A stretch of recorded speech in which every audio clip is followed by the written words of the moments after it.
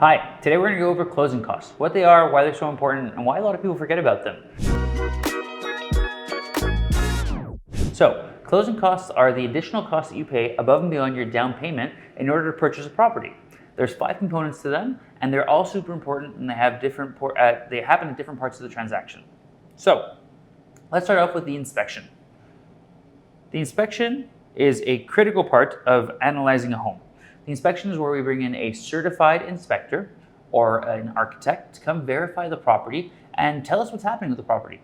They're usually going to come in with different tools, so moisture meters, sometimes an infrared camera, different things of that nature, so that we can have a better understanding of how is the structure, what are the bones of the home like, how's the electrical, the plumbing, and what are we actually getting ourselves into. Now, it's important to note this is a visual inspection, so they can't actually start making holes in the walls and get all that deep, but it still gives us a pretty good understanding of what the property is like and what we're going to have to deal with in the next couple of years. Inspections are going to cost you anywhere from $500 to $1,200. And these amounts really vary based on the type of property. So condos are usually going to be about $500. A single family home might be $800 to $900 unless it's really big. And then if you go into maybe a triplex, fourplex, etc., you'll start to get to that $1,200 just because it takes more time from the inspector. Okay?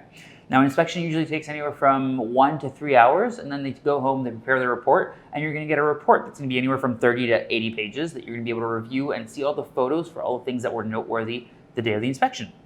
With that report, we're going to have 3 options. We're going to say, okay, great, thank you for the report. Everything is fantastic and we're in good shape. We're going to move forward with the purchase. Option 2, oh, there's a few more problems than we were expecting. Let's renegotiate the price, or let's ask the seller to take care of some of these problems. And finally, option 3, you know what, there's too many problems with this property. I don't want to embark on this. There are major defects in the property, and thus I'm going to cancel the offer. Okay? Next, we have the notary. So who's the notary? The notary is the person who's in charge of the legal side of the transaction. They're going to take care of processing the actual sale, so registering at the public registry. They're going to make sure the property that you're buying is completely debt-free, so all previous mortgages, credit lines, liens, etc. are going to be paid off. And they're going to make sure the person selling you the property is actually allowed to sell you the property. This sounds trivial, however, sometimes people don't do the necessary research when preparing a home, and that leads to problems down the road. This typically happens when you have a liquidator, so somebody who's selling the property on behalf of somebody else. We want to make sure that they had all the rights necessary in order to sell the property. Or sometimes when somebody passed away and something's gone down that way, the paper just wasn't organized properly.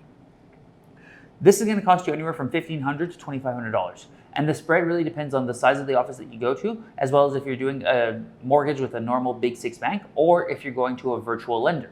If you go to a virtual lender, there is no actual bank that you're going to go to during the mortgage approval process. So because of that, the notary has to do a lot of the paperwork for that virtual lender. In doing so, he's going to charge you more money for his work.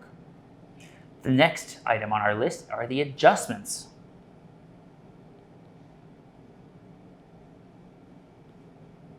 The adjustments are adjustments for prepaid expenses or income. Now, on a home, most common adjustments are your municipal tax and your school tax. Those are typically prepaid twice a year, and depending on the date that we close on, we're going to adjust for what was prepaid by the seller or what the seller hasn't paid yet that he was responsible for. Other things that are adjusted are rental income. So let's say you're buying a multiplex. Well, rent is always collected on the first of the month, and we're going to adjust for whatever rent was collected, however, is no longer the responsibility of the owner because they no longer own the property. Assume you buy the property on the 15th of the month. Well, you're going to collect half the month's rent in the adjustments. Other things that are sometimes adjusted are oil. If you have oil heating for the property and there's still a full tank of oil, we're going to adjust for how much that costs. And there might be a couple other things of that nature during the process. Next, we have CMHC tax. So in a couple of recent videos that you've seen, you saw what CMHC premiums were. Now on that amount, so in the example I used the $13,950 because it was a $500,000 purchase with 10% down. You're going to pay a 9% tax. In Quebec, whenever you take an insurance policy, there is a 9% tax that is added onto this. So in line with our previous example, we're going to have a tax of $1,255. Just put that here. $1,255. Next, we have welcome tax. So, welcome tax is also known as land transfer tax. It's really just in Quebec that we call it land transfer tax. It's very common all over the world, and it's based on the higher of the sale price or the municipal valuation. 95% of the time, sale price is higher than municipal valuation. And the way it works is it's a sliding scale. It's based on whatever that price is. There's a percentage attributed to it.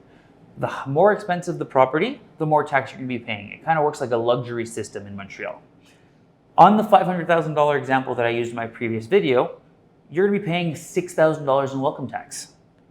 So if I start doing a little bit of math here and start adding these things, we have about $1,200 for the inspection, $2,500 for the notary, $3,000 for the adjustments, $1,255 for CMHC. I mean, we're looking at about $13,000 in total.